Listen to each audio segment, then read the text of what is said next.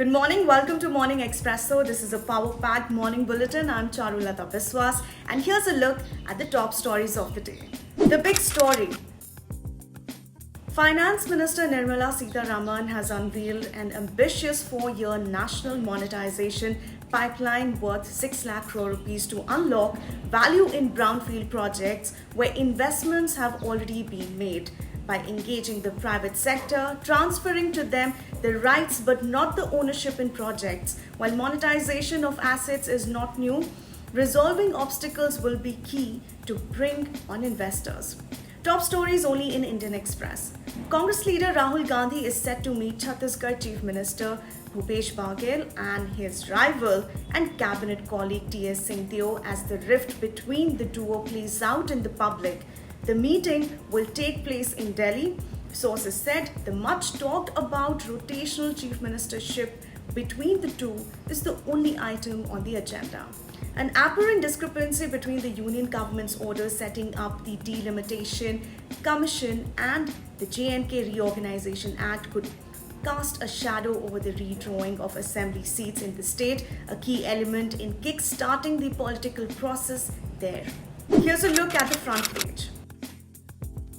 Bihar Chief Minister Nitish Kumar led a 10-party delegation including the RJD and Congress to meet Prime Minister Narendra Modi on the caste census issue. Sources said the Prime Minister told the delegation, which included the BJP also, that the Home Ministry would have to take a call.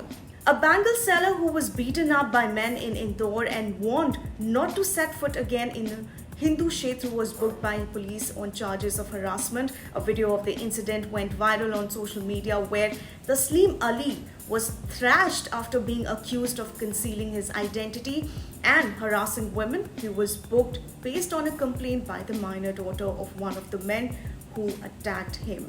And here are the must-reads. For a decade, Afghan MP Anarkali Kaur Honaryar has worked with Presidents Hamid Karzai and Ashraf Ghani to change policies for women and promote education for all. She was among 168 people airlifted from Kabul to India on Sunday, and she has no idea about her life and no plans for the future. Read more about this on IndianExpress.com.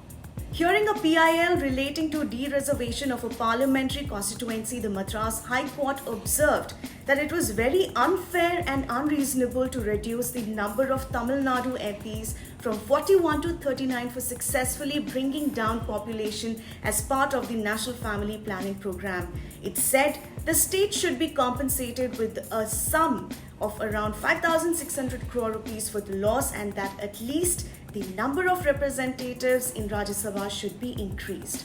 Actors Sonu Sood, Ritesh Deshmukh and Milan Soman are in the running to become Congress's mayoral candidate for next year's BMC polls. Well, they are, at least according to a 25-page strategy document drafted by Mumbai Congress. It suggests that only those with youth appeal and without any political baggage should be considered for the post, and the trio tick all the boxes.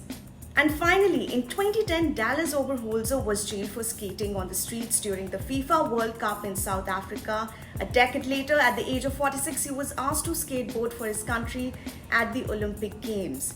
Read about this interesting story on IndianExpress.com.